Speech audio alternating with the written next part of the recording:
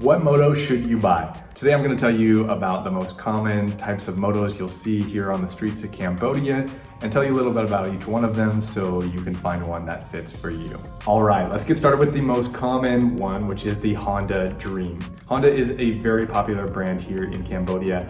It is probably the most common brand. Very reliable and easy to find replacement parts, etc. So I would recommend starting with some sort of Honda vehicle. So the first three on this list are all from that brand. Start with the Honda Dream. Yes, this is a fantastic moto. It has been around Cambodia for decades and there are many different versions. Some of the newer models are fantastic. They have amazing suspensions. So even when you're riding on the back of those things, you hardly feel anything. And all these roads, the wild back roads of Cambodia, you'll see this really common in the countryside. Dreams are loved and well used because they get good gas mileage. They are manual, so you control the gears with your foot, and they can handle all sorts of roads. So a great pick if you enjoy using a common manual moto. They're easy to resell, so if you buy one and you don't really love it, there's always someone buying one. Next up we have the Honda Scooby. This is more commonly driven by girls, women in Cambodia.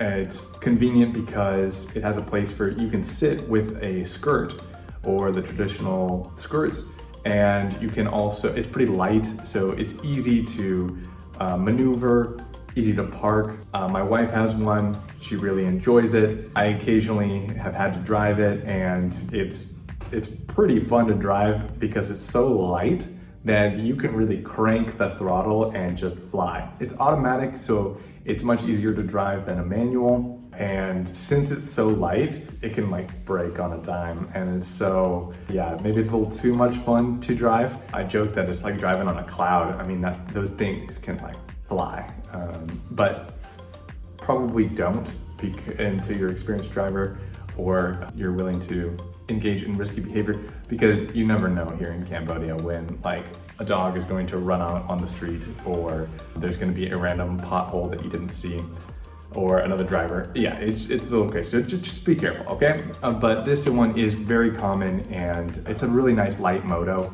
and you can get them pretty affordable prices. Next up, we have the Honda Airblade. The Airblade is really liked amongst foreigners. It's kind of a decent, medium-sized moto. Yeah, pretty affordable too. I like it because of the storage it has in the seat. I also appreciate that it's pretty easy to if you need to do some repairs on it yourself, it's not that hard to do, and it gets good gas mileage. It has decent strength, so I definitely like it. As long as you have a good set of brakes on that thing, then it's a pretty nice motor to have. A little heavier than the Scooby, which is why you'll see usually guys will tend to enjoy the Airblade a little bit more than girls.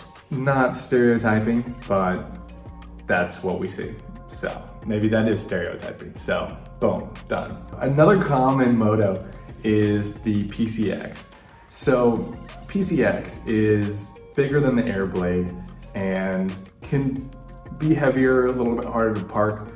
A lot of guys drive these around, and easy to fit many people on these things. Yeah, pretty strong, reliable moto. Pretty common as well. Now you can get them at a decently affordable price as long as you buy them secondhand.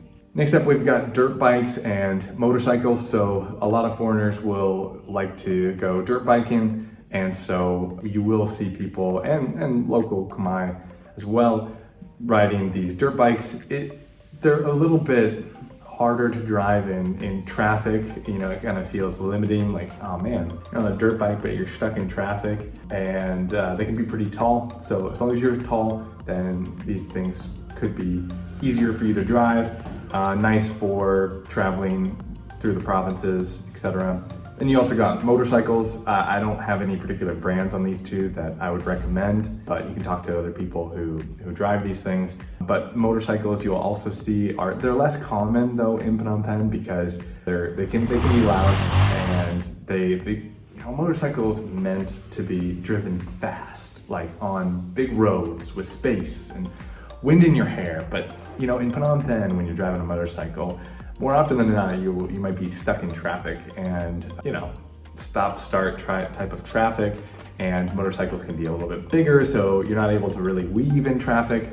So a lot of the people that I see driving a motorcycle, I just, feel bad for them, and I can kind of tell inwardly they feel like a caged bird. So go be free, motorcycles. Drive out of Phnom Penh. But really on those big roads, if you're going in and out of different provinces, then a motorcycle might be a really, really good fit for you. Also, a lot of foreigners prefer the motorcycles or the dirt bikes because they're just bigger. They seem to fit them a little bit more. Less common brands are Suzuki and Yamaha, as well as other imported brands. I think I have seen a couple of Vespas and some other foreign brands. So anyway, yeah, that's what we've got. So take a look, check it out. A lot of the, for instance, Suzuki's version or Yamaha's version of a Scooby, I can't even remember what they call it, but they have that kind of version. They also have like an Airblade equivalent. So go check it out, go to your local dealer, and if you're looking to purchase a moto and you're wondering how much should I pay or what to look for, then check out some of my other videos. All right, por aí tempo. I'll catch you in the next episode.